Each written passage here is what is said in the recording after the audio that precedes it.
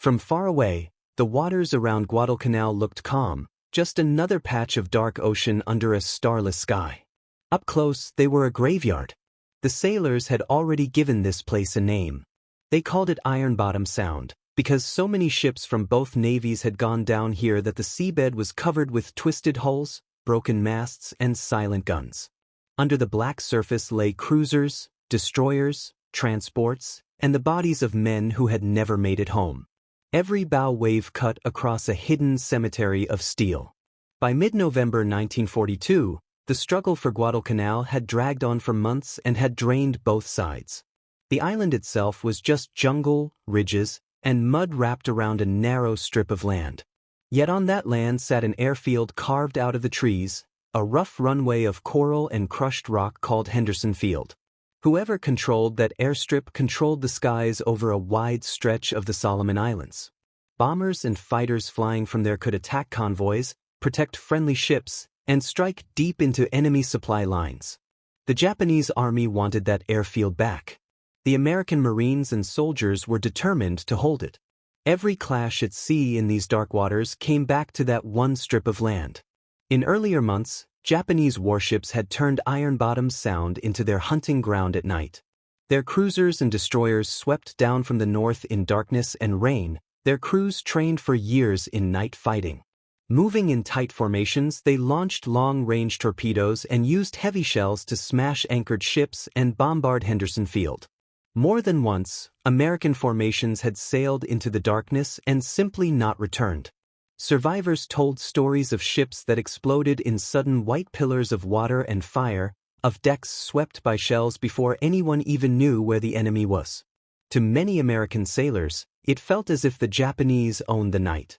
Now, as November reached its middle days, another Japanese bombardment force was heading south. At its core was a veteran capital ship, the fast battleship Kirishima. Originally built as a battlecruiser before the First World War and later modernized, Kirishima had sleek lines, tall superstructures, and heavy guns. She had already fought earlier in the campaign as an escort to aircraft carriers during huge air battles. This time her mission was simpler and more brutal. Steam into Iron Bottom Sound, get within range of Guadalcanal, and batter Henderson Field with her 14-inch guns so hard that it would be useless, clearing the way for transport ships loaded with fresh troops. To stop her, the United States Navy sent a compact surface force under Rear Admiral Willis Lee. He was a quiet officer from Kentucky with a deep knowledge of gunnery and an unusual comfort with new technology. Long before most officers trusted it, he had studied radio detection and ranging, the strange new system that could find ships in the dark by sending out invisible waves and reading the echoes that bounced back. Lee believed in those electronic eyes. On this night, he was ready to rely on them to find and kill an enemy that could not be seen with binoculars alone. His flagship was the Battleship Washington, a modern ship of the North Carolina class, fresh to the Pacific War. She carried 9 16-inch guns in 3 massive turrets, each shell taller than a man and heavy enough to punch through thick armor and keep going. Secondary batteries, anti-aircraft weapons, and strange-looking radar arrays crowded her decks and masts. Deep inside, plotting rooms held glowing displays and mechanical calculators that turned raw radar contacts into courses and speeds. Washington was not just a blunt weapon. She was one of the first truly electronic warships, mixing old-fashioned firepower with the invisible reach of radar-guided fire control. Alongside Washington steamed the battleship South Dakota and a thin screen of 4 destroyers. Compared to the large fleets of earlier battles, this was a lean and battered group. Many other ships were damaged or already lying on the bottom from previous nights of fighting. Fuel and ammunition were limited. The plan was simple but risky. 2 fast battleships and a handful of smaller ships would slip into Iron Bottom Sound and try to ambush a powerful Japanese bombardment group on ground that had favored the enemy again and again. If they failed, Henderson Field might be shattered and the hard-fought position on Guadalcanal placed in serious danger. As darkness settled over the Solomons, the sky faded from deep blue to charcoal and then to pure black. Clouds drifted across the face of the moon, leaving the sea in a dull, lightless glow. The American formation slid between the islands, past the ominous shape of Savo Island, where earlier battles had ended in chaos and loss. On Washington's bridge and in her combat information spaces, officers bent over radar scopes.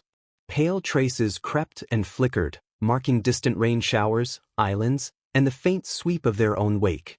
Operators adjusted controls, checked bearings, and called out new contacts in steady voices that hid their nerves. Above them, on open decks and inside the heavy turrets, the crew waited in a different kind of silence. Some leaned against the cold steel of the superstructure, feeling the constant vibration of the turbines under their boots. Others sat near their stations with life jackets on and helmets resting within reach, trying to push away thoughts of what had already happened to other ships in these waters. Many knew men who had been lost on cruisers that burned until their ammunition cooked off, or on destroyers that vanished in sudden explosions. Stories moved fast from survivor to survivor, from transport decks to mess lines. No one on Washington doubted that this same water could swallow their ship just as easily. Far to the north, the Japanese bombardment force was also pressing southward through the night. Kirishima steamed at the head of cruisers and destroyers, forming a hard-hitting group built for exactly this kind of mission. Their ships carried some radar sets of their own, but not ones that tied directly into their main battery fire control in the same way. Their crews had drilled for years in night combat using flares, searchlights, and optical instruments. They believed that their training, their torpedoes, and their experience would once again give them the edge. In earlier actions, they had watched American formations fall into confusion as torpedoes struck and shells landed from unseen directions. They expected a familiar pattern to repeat. Between the two groups lay only black water and the invisible field of wrecks on the bottom. Minute by minute, the distance shrank. On Washington's radar, faint returns appeared far ahead, just irregular shapes in the electronic haze at first. Slowly those traces settled into clearer blips, changing bearing and range in a way that matched real ships, not waves or scattered echoes. The operators refined their settings and reported the contacts. Lines on plotting boards began to grow, showing a column of ships heading straight toward the entrance of Iron Bottom Sound, on exactly the route that a bombardment force would take to reach Guadalcanal. Task Force 64 shifted its own course in answer, sliding into a position that would cross ahead of the incoming enemy. The American ships were trying to become shadows, placing themselves in the exact slice of darkness from which they could hit hardest with the first surprise salvo. On deck, though, nothing seemed to change. The sea still looked empty. No one on the exposed stations could see anything beyond the vague shapes of nearby friendly ships, their outlines just a little darker than the sky behind them. There were no searchlights, no star shells, no flares. It felt as if two invisible hands were moving pieces across a board that only a few men deep inside the ship could truly see. On the Japanese ships, lookouts scanned the darkness with straining eyes. They searched for the thin glow of funnel exhaust, the faint line of bow wave, or the sharp dots of masthead lights. The night hid everything. For now, they had no idea that they were already painted in by radar beams, their courses and speeds traced in grease pencil on transparent boards tens of thousands of yards away. The range continued to fall. 10,000 yards. 8, 6. At such distances earlier in the war, battleships would have already been exchanging shells by muzzle flashes and star shells. Here, the ocean remained black and quiet. Inside Washington's turrets, the main battery crews stood ready among their machinery. Shells waited in cradles. Powder bags were stacked in magazines. Mechanical hoists and rammers stood poised to begin a brutal rhythm of loading and firing. In the plotting rooms, fire control teams pushed in the latest numbers, feeding range, bearing, and enemy course into analog computers now linked directly to radar input. These systems were designed to allow a battleship to fight with full accuracy even when the enemy was completely invisible to the eye. In Iron Bottom Sound that night, two worlds of naval warfare were drawing together. On one side, a battle-hardened Japanese force that trusted its night torpedoes, searchlights, and well-drilled gunners. On the other, a smaller American group led by a commander prepared to trust silent pulses of energy and the power of machines that could see in the dark. As the lines on the plotting boards converged toward a single point, The men on both sides moved closer to a moment that would decide who truly controlled the night over Guadalcanal. On the plotting boards inside Washington, the neat pencil lines of friendly and enemy tracks were no longer just tidy geometry. They were closing fast, angles tightening, ranges shrinking. The men in that cramped space could feel it in the way officers spoke more quietly, in the way hands hovered a little closer to erasers and rulers. Somewhere out there in the black, steel hulls were sliding toward each other at a combined speed faster than any car on a highway, and no one on deck could see a thing. Ahead of the two battleships, the American destroyers formed a thin, sharp line. Walk, Benham, Preston, and Gwynn were small compared to the giants behind them, but they carried the same qualities destroyers always brought to a fight. Speed, torpedoes, and a crew used to being thrown into danger first. Their job that night was simple on paper and brutal in reality. Go forward, make contact, fire torpedoes to break up the enemy column, and take whatever came back down the line. On the bridges of those destroyers, the world had narrowed to dark shapes and dim red lamps. Radar screens showed blips that matched what Washington saw, but the men topside still relied on their own eyes. Lookouts clung to railings, scanning for shadows that did not belong, for a darker streak against the faint sky, for the first spark of gunfire that would mean they had been seen. The water hissed along their hulls. Spray blew over the bows. Engines pushed them ahead, little ships rushing at a much larger enemy they could not yet see. Back on Washington, Admiral Lee watched the developing situation with the calm of a man who had spent his life around guns and charts. The enemy forces ahead were not yet in a single neat column. Japanese ships were coming in from different directions, support groups and screens converging toward Iron Bottom Sound. It looked messy, but to someone used to thinking in terms of lines of bearing and crossing angles, a pattern was taking shape. If his destroyers hit hard enough and sowed enough confusion, the Japanese formations might tangle themselves, exposing individual ships to heavy gunfire. The first signs that the battle was about to turn real came, as they often did at sea, in flashes of light that did not belong to the stars. Someone out there had fired. Star shells blossomed and hung in the sky, pale glowing orbs that floated on parachutes and turned patches of sea into ghostly daylight. Down near the surface, low shapes were suddenly picked out in silver light and deep shadow. Silhouettes of ships flickered and vanished as the illumination drifted. On the American destroyers, orders snapped out. Torpedo crews ran to their mounts, swung the tubes out toward where the enemy was expected to be, and set up their spreads. Men pulled off safety covers, spun elevation wheels, checked gyro angles. In the cramped compartments, the long steel torpedoes seemed even larger, like restless animals waiting to be let loose. When the commands came, they fired in quick succession, compressed air kicking the long weapons out into the dark water. Invisible under the surface, they left faint wakes, fanning out toward the faint smudges that marked Japanese ships. The enemy answered almost at once. Orange lances of gunfire slashed across the night, coming from cruisers and destroyers that had finally seen dim shapes where there should have been empty water. Shells began to fall around the American vanguard, white plumes rising as they hit, throwing steel fragments across decks and into superstructures. Walk and Preston in particular found themselves suddenly under the focus of multiple batteries.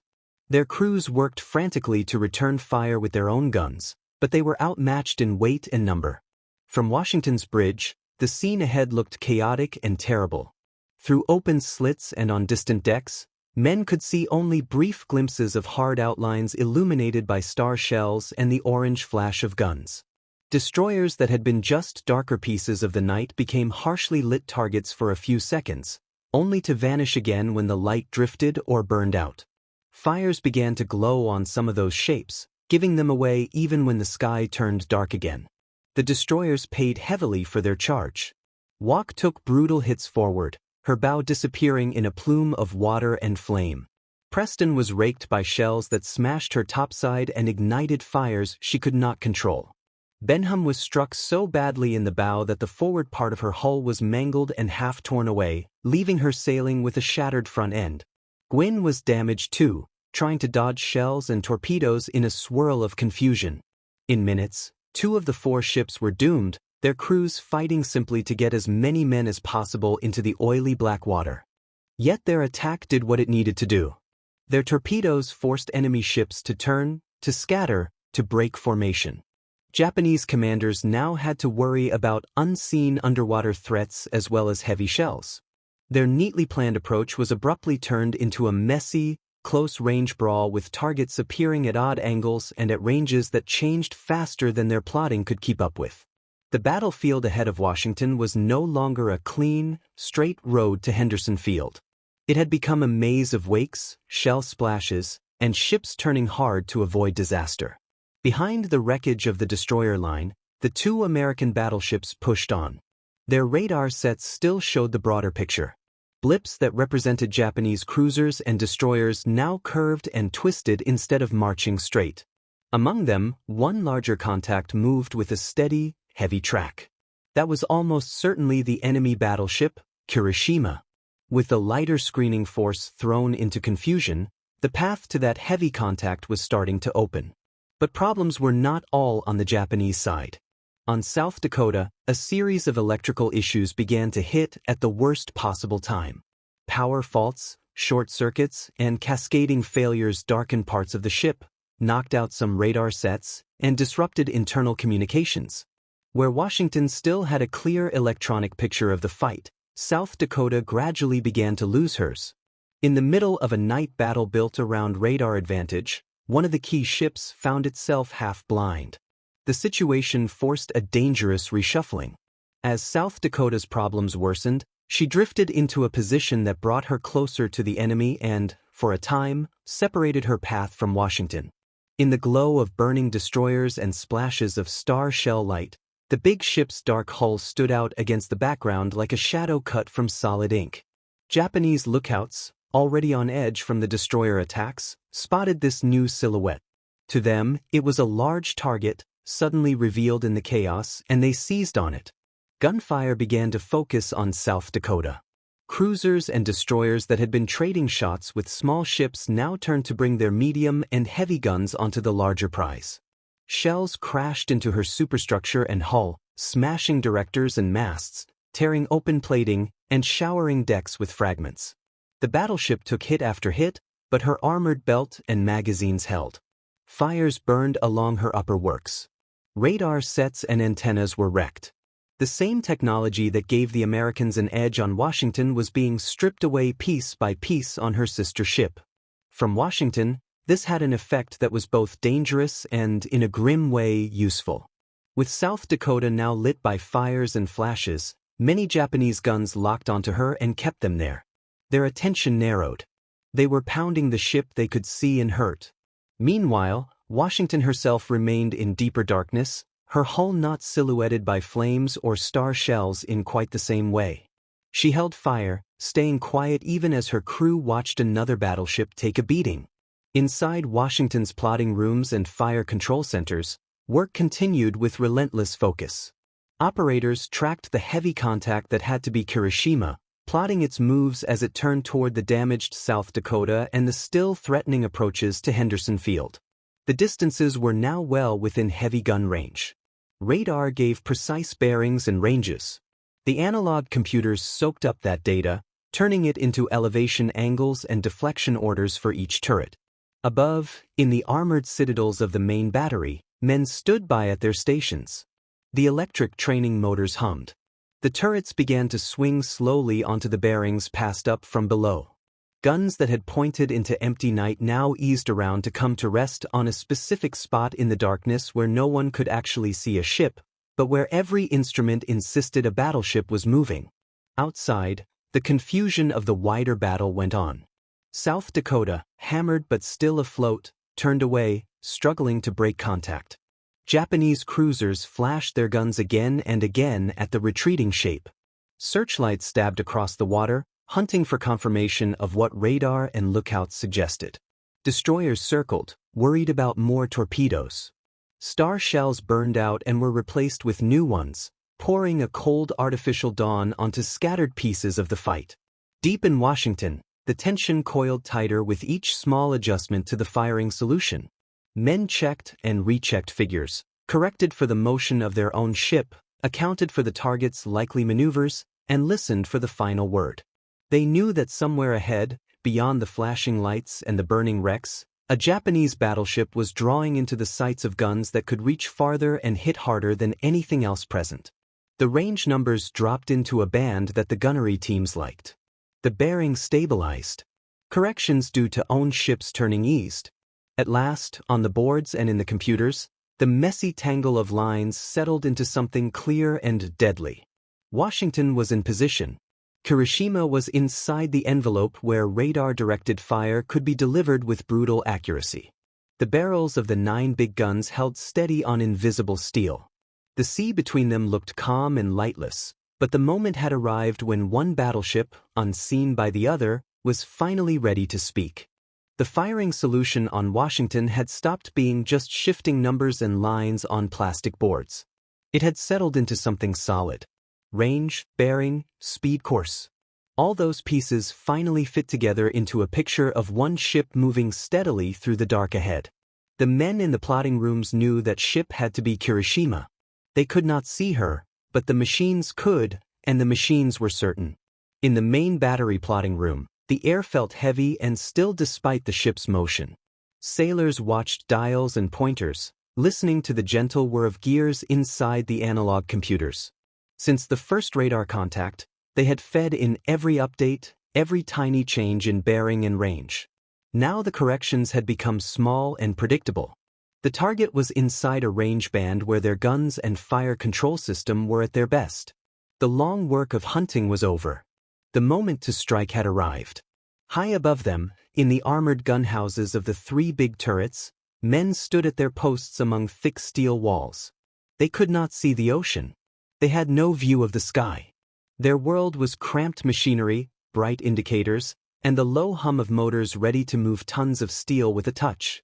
The word came through the internal phones that the ship was ready to engage the main target. Turrets that had been waiting swung smoothly to the ordered bearings, their great barrels lifting and dipping in small adjustments passed up from fire control. Outside, the surface of Iron Bottom Sound still looked calm and almost empty to the naked eye. Off to one side, the glow of burning destroyers stained the horizon. Farther away, flashes from Japanese cruisers and destroyers hammered at the battered shape of South Dakota as she tried to pull back. Searchlights probed the water around that glowing target. In that patch of sea, the battle was noisy and chaotic. Where Washington moved, it was different. She was still unspotted, a dark mass sliding through an even darker background. Her radar beams swept the water without leaving any visible trace. There were no searchlights on her decks, no star shells bursting overhead. To anyone looking in her direction, she was only another slice of blackness against a black sky, just one more shadow among many. On Hiroshima, the situation looked far less controlled. The Japanese battleship had been drawn toward the glowing, clearly visible form of South Dakota and the mess left by the destroyer attack. Her crew worked to engage what they could see, trading shells at ranges where their optical equipment could still function. They knew there was at least one enemy battleship present, maybe more, but the exact positions were uncertain. Radar sets on some ships helped a little, but they were not tied directly into the main guns in the same way as on Washington. Decisions were still based mostly on human eyes and voice reports shouted through cramped compartments. As Hiroshima maneuvered in that swirling patch of sea, she crossed invisible lines drawn in the plotting rooms of Washington. On the American boards, her track curved just enough and at just the right moment. The range dropped into a sweet spot. The bearing settled. Relative motion between hunter and hunted smoothed out into a line that pointed straight at a solution. In the plotting room, an officer gave the final confirmation. The fire control computers had done their work. Radar data was locked in. Corrections for target motion, Washington's own speed and heading, wind, and even the effect of the Earth's rotation at that latitude had been set. The system was ready to send its orders to the guns. The quiet tension in that space tightened like a pulled cable. Orders went out over internal circuits. In each turret, lights flicked from one color to another. Men repeated the commands out loud out of habit, even though no one had asked them to. They checked breach blocks one more time, made sure the loading cages were clear, ensured that shells and powder bags were in place. The 16-inch guns were charged with armor-piercing shells meant to punch into the thick sides of a battleship and tear it open from within. Then, at last, Washington spoke. The first salvo roared out into the night. The ship shook with the combined blast of 9 big guns firing almost as one. Flame burst from the muzzles in one huge flash that lit her own superstructure and sent shockwaves rolling across the water. For a moment, she was no longer an invisible shape. Anyone looking in her direction would have seen a sudden blossom of light and felt the thunder rolling across the sea. Great orange sparks marked the shells as they climbed away, arcs of metal hurtling up and over toward where the radar and computers said Hiroshima was. No one on Washington could watch their entire flight. The range was too long and the night too dark. Fire control teams did not wait to see the result. They were already refining the next salvo, watching radar for splashes and adjusting. Out near Hiroshima, the results of that first shot came with terrifying speed.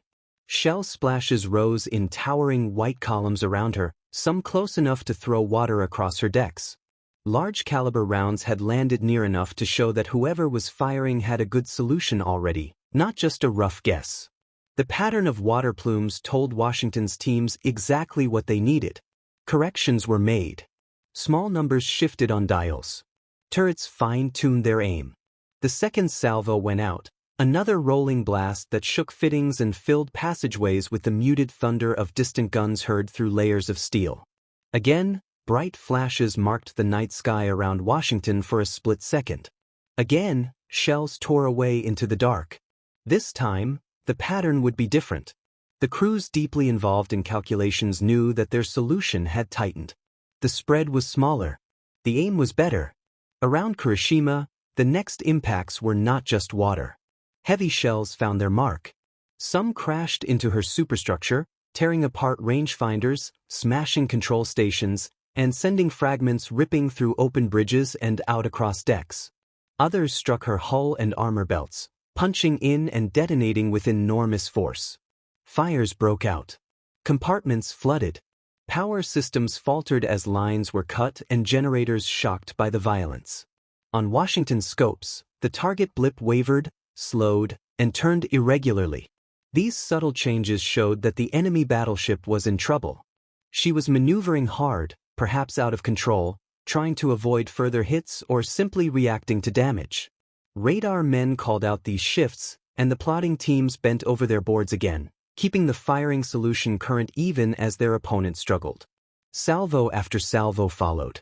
The pattern settled into a brutal rhythm. Washington fired, recoiled under the strain, rode out the shock, and then fired again. Between each eruption of flame, radar watched the enemy. Splashes appeared on the screens as echoes. Hits that tore into Hiroshima created debris and brief changes in her radar return. Through it all, the American gunnery crews treated the battle as a problem to be solved over and over again, every few seconds, with steel as the answer. On Hiroshima, that steel was rewriting the ship's fate. Hits forward twisted her bow. Explosions amidships wrecked machinery and started serious fires. The shock of impacts threw men from their stations. Some compartments filled rapidly with water, forcing hatches to be sealed with shipmates still inside to preserve buoyancy. Gun turrets were jammed or knocked out. Steering grew erratic as damage spread. The crew fought to keep the ship moving and her guns firing, but the pounding from 16-inch shells was relentless. For a long time afterward, men on Washington would say the main engagement lasted about 7 minutes from the moment the big guns opened until Hiroshima was effectively finished as a fighting ship. In that short span, dozens of heavy shells struck home, a concentration of fire that no battleship could endure without being crippled. The rapid pace of radar-guided firing meant that there was almost no pause, no long wait between ranging shots and effective hits. Once the solution was right, Washington used it to the fullest. From Washington's bridge and higher stations, the visible signs of this beating slowly took shape. At first, there had been only darkness and distant flashes. Gradually, the men topside began to make out a faint, growing glow in the direction of the target. Fire was taking hold on Hiroshima. The light from those flames flickered on low clouds and reflected in strips across the waves, marking the enemy battleship's position more clearly than any searchlight. Yet even with that glow, Washington herself stayed in shadow. Her position and course kept her out of the brightest parts of the artificial glare that still surrounded South Dakota and the burning destroyers. Many Japanese guns continued to focus on the damaged battleship they had already located. Their attention was fixed on the visible, even as the invisible hammer blows from the dark continued to wreck Kirishima. Inside Washington, the crew knew little about the wider picture. Men at loading stations simply followed the rhythm of commands and machinery. Shell, ram, close, stand clear, fire. Powder bags disappeared into breeches. Hoists ran constantly. Blowback from each salvo washed through the gun houses. The ship's structure creaked and vibrated, but the systems held. There were no serious hits coming in, no fires racing along decks, no flooding to manage. For them, this night battle felt strangely one-sided in a way that earlier actions around Guadalcanal never had. As the minutes passed, evidence grew that Kirishima was no longer an effective opponent. Her movements on radar became sluggish and confused. She seemed to circle rather than drive forward with purpose. Reports from South Dakota's direction suggested that heavy fire from that quarter was easing as well. Japanese ships had to deal with the fact that their main heavy unit was being torn apart by an enemy they could barely see. Still, no one on Washington could be entirely sure how bad things were for the other side. Smoke, rain squalls, and the natural confusion of night fighting made clear judgment difficult. From the American perspective, the main priority remained the same. Keep the pressure on the enemy battleship so that it could not recover, could not escape, and could not complete its mission of bombarding Henderson Field. Another salvo left the guns, another 9 shells screaming away into the night. By now, the glow around Kirishima was no longer just scattered points of fire. It was becoming a steady, flaming mass on the horizon. Her hull was taking on a noticeable list. Her guns, those that still functioned, were not firing with any consistent pattern. She was alive but badly hurt, like a wounded animal floundering in a circle. Washington's radar and fire control had done something new in naval history that night. They had allowed a battleship to find, track, and batter another battleship in almost complete darkness without ever needing to see it clearly. The old tools of searchlights, flares, and guesswork were being replaced by invisible waves and calculating machines.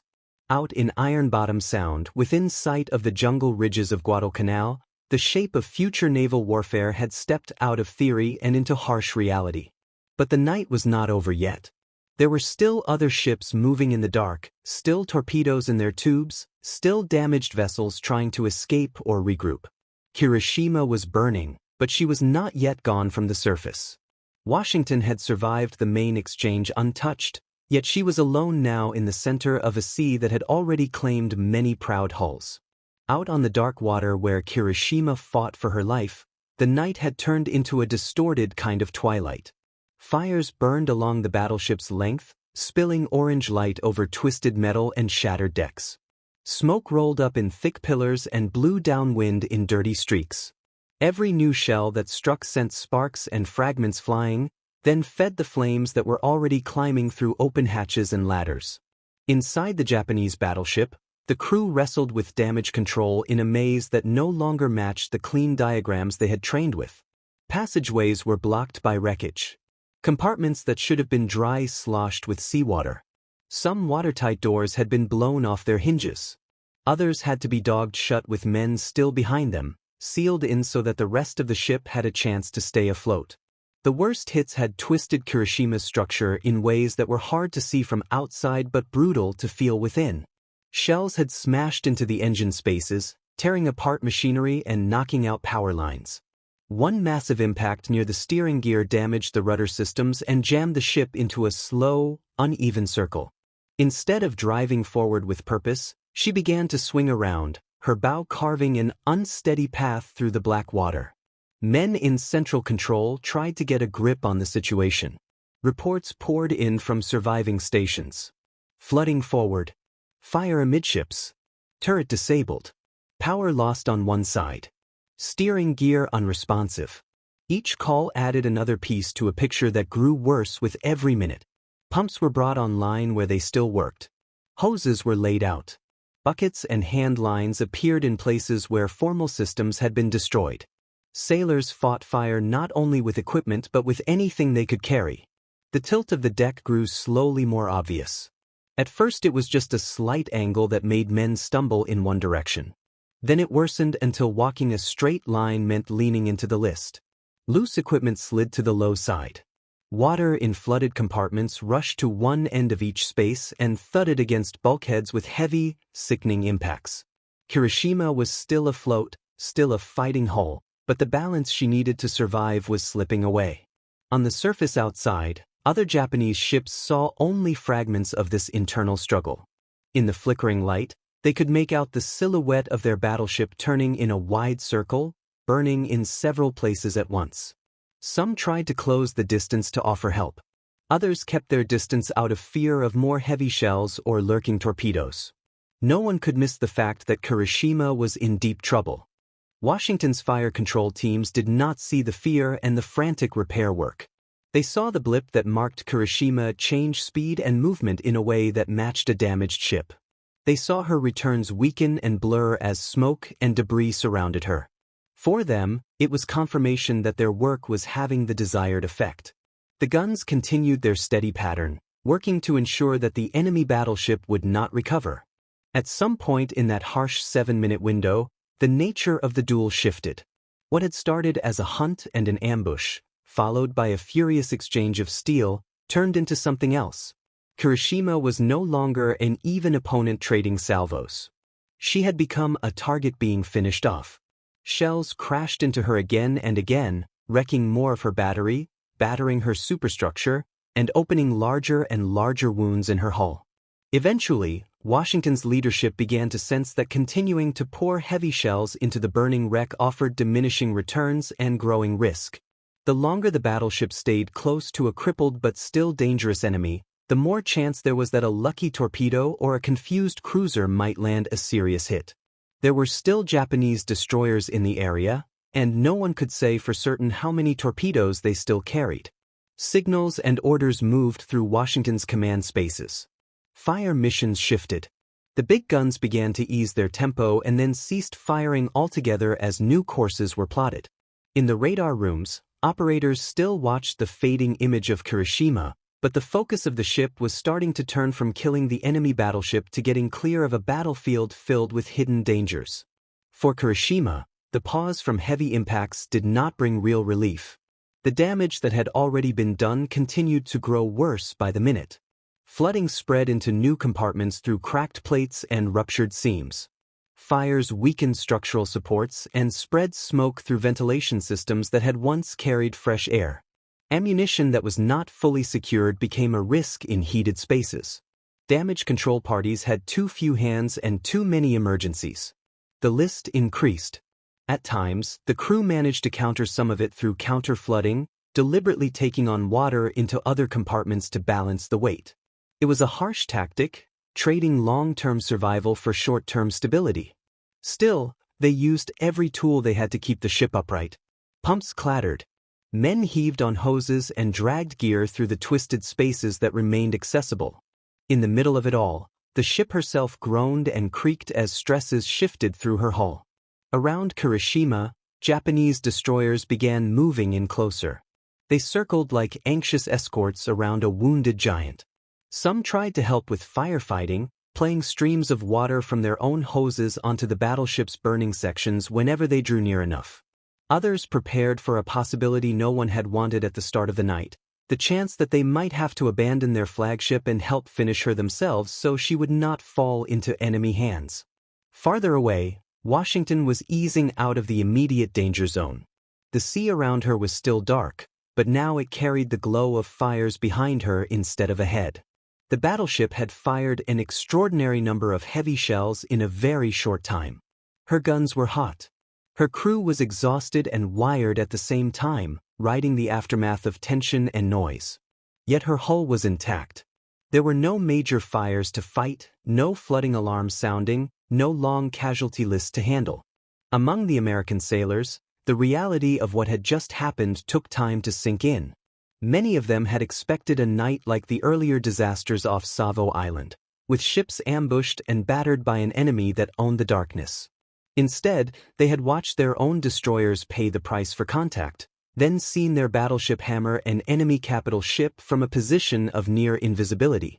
The transformation from hunted to hunter was clear, even if no one yet had the full details. Back near the center of the chaos, South Dakota was still withdrawing, battered but not sunk. Her crew struggled with the damage done to her upper works, her radar, and her fire control equipment. She had taken many medium and heavy hits but had not blown up or broken open. Her thick armor and careful compartment design had done their job. Even so, she was in no shape to keep dueling with an entire enemy force. Her role in the fight was effectively over. Kirishima, by contrast, had reached the edge of what any hull could endure. Her list grew more pronounced again, dragging her lower side closer to the water. Fires burned almost unchecked in some sections now, fed by oil and broken gear. At some point, it became clear to those still trying to save her that the battle to keep her as an operating ship was lost. The next decision would be about how to end her story in a way that preserved as many lives as possible and denied the enemy any chance of capture. Japanese destroyers came still closer. They took off wounded men and crew members whose stations were no longer meaningful. Ladders rattled under the weight of sailors crossing between a dying battleship and the smaller escorts that would carry them away. The list made even these movements dangerous. One misstep, one unexpected lurch, and a man could slip into the gap between hulls or tumble into the dark water below. At last, there remained only a core of officers and key crew on Kirishima. They stayed to oversee final preparations and to ensure that nothing important was left behind that could help the enemy. Sensitive documents and equipment were destroyed or thrown overboard. Valves were opened. Spaces were abandoned. The great ship that had once steamed proudly with the main fleet was being prepared to die. When the time came, Japanese destroyers launched their own torpedoes at the crippled battleship. The same type of weapon that had so often been used against enemy ships was now used as a merciful killing blow for one of their own. Torpedoes struck Kirishima with deep booming impacts that sent new shudders through her weakening frame. Water rushed in faster and in greater volume. The list grew catastrophic. Slowly, almost reluctantly, Kirishima rolled over and sank into Iron Bottom Sound in the early hours of the morning of 15 November 1942. The fires on her decks hissed out as sea water swept over them. The glow that had marked her on the horizon faded. In her place there was only smoke drifting across the surface and scattered wreckage bobbing in the swell. Another hull joined the growing forest of masts and twisted steel that already covered the seabed below. Up above, the battle around Guadalcanal still had many phases left to run in the days and weeks to come. For that night, though, one fact stood out. In a short, violent span of minutes, a single modern battleship of the United States had used radar-guided gunnery to find and sink an enemy battleship in direct surface combat. In all the long and bloody years of the Second World War, no other action would quite match that particular pattern.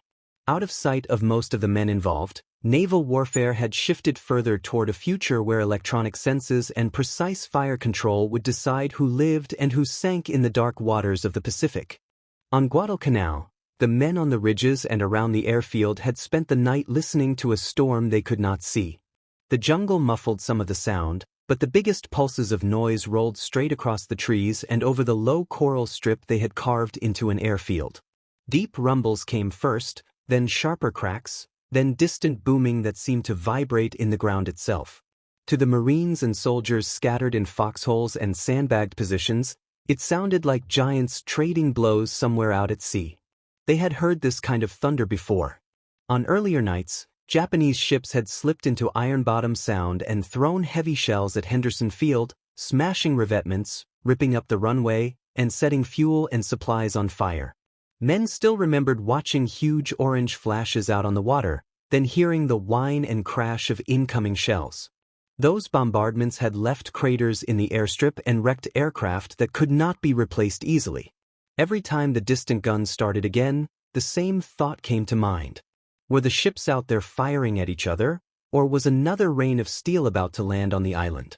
This night felt different to some of the men who had been on Guadalcanal for a long time. The pattern of sound was not quite the same. The roaring seemed to come in quick rolling bursts rather than in slow, deliberate salvos. The sky above the jungle sometimes flickered with far-off light, then went dark again without the familiar scream of incoming shells. Still, no one could be sure. In slit trenches near the runway, men lay awake waiting for the sudden crash that would mean another bombardment had begun. Hours crawled by. The thunder at sea rose and fell, then gradually faded. The sky above the island stayed empty of fire. No heavy shells slammed into the airfield. No fresh craters appeared along the runway. When the first faint hint of morning touched the eastern horizon, many on the ground were still not sure what had happened. They only knew that, against all expectation, Henderson Field had survived another night without being pounded flat. As dawn came on properly, the strange half-light turned the world from black to gray. The silhouettes of coconut palms sharpened. The low ridges around the airfield emerged from the gloom. Ground crews stepped out from their shelters, blinking hard, and walked toward the runway to check for damage that might not have been obvious in the dark. They found the same pitted, patched strip they had been using the day before, still rough and far from perfect, but unbroken. No new bombardment scars scored its length. Farther out, over the water, the first flights of aircraft began to form. Henderson's mixed group of fighters, dive bombers, and attack planes, the so-called Cactus Air Force, had been the island's shield for months. Now, with the runway intact, they could go back to work. Engines coughed, then caught and settled into harsh, steady notes. Pilots climbed into cockpits still streaked with grime and dust from previous days of flying. For them, the night silence over the island meant one thing. The enemy ships that had tried to reach Iron Bottom Sound must have been delayed or hurt. If any transports or cripples were still out there, daylight was the time to find them. From above, the morning view of the waters north and west of Guadalcanal told the story that the men on the island had only heard. Smoke stained the sky in columns and smears. Oil slicks spread across patches of sea like dark stains on a blue-gray sheet. Wakes crisscrossed where ships had turned hard under fire, then faded into nothing where their tracks simply ended. New hulks and debris fields dotted the surface, joining older wrecks that had already marked this area as a graveyard. Japanese transport ships that had tried to bring reinforcements down the slot found themselves under attack. During the previous days and nights, many had been destroyed or run aground. Now, with Henderson Field still operating and Washington's night work complete, aircraft from the island made sure that few large enemy vessels would leave the area unscathed. Bombs fell. Near misses threw columns of water over decks. Direct hits split hulls and set fuel blazing. The ocean that had seemed like a safe highway for supply at night became, in daylight, a killing field for ships caught without proper cover.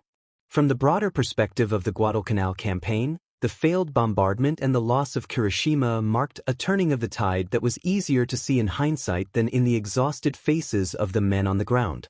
The Japanese army units on the island still fought hard. The jungle still swallowed patrols.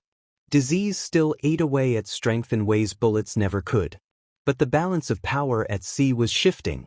In earlier months, Japanese forces had been able to run regular night supply missions, the so-called express runs, using destroyers and light cruisers to dash down, unload troops and supplies, and escape before daylight and Henderson-based aircraft could hit them.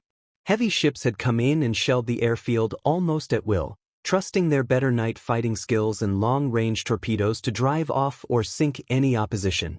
Each successful run had kept the Japanese foothold on Guadalcanal stronger than it otherwise would have been. The November battles, and especially the night when Washington sank Hiroshima, began to change that pattern. It was no longer certain that a bombardment group could approach Iron Bottom Sound, deliver its blows, and depart unpunished. Instead of always being the side surprised in the dark, the United States Navy had shown it could use radar and disciplined fire control to turn the tables.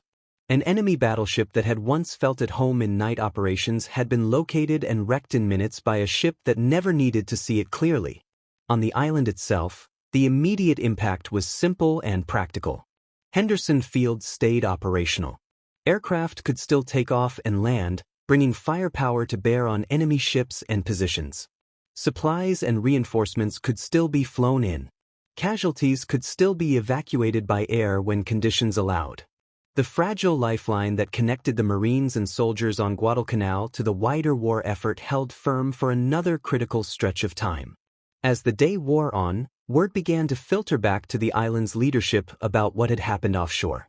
Pieces of the story arrived from many directions. Reports came in from pilots who had flown over burning wrecks at sea. Radio transmissions from Washington and other ships described losses among the destroyers and the punishment taken by South Dakota, but also confirmed that an enemy battleship had been hit hard and ultimately sunk.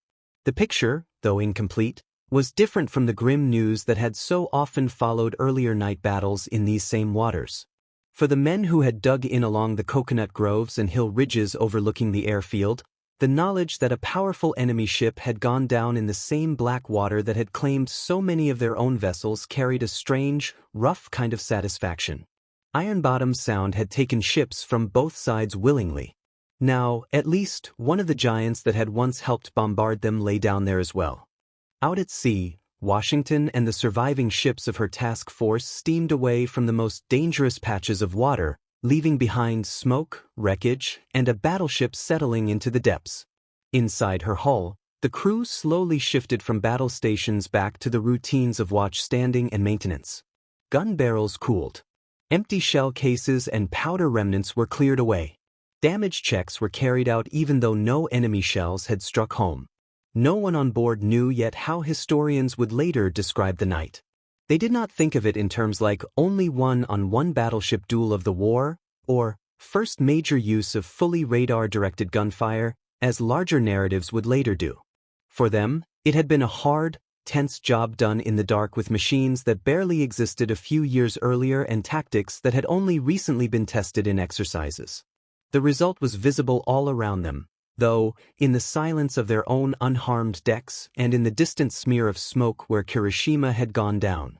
In the broader war, many more carriers, battleships, cruisers, and destroyers would fight and sink before the Pacific was quiet again.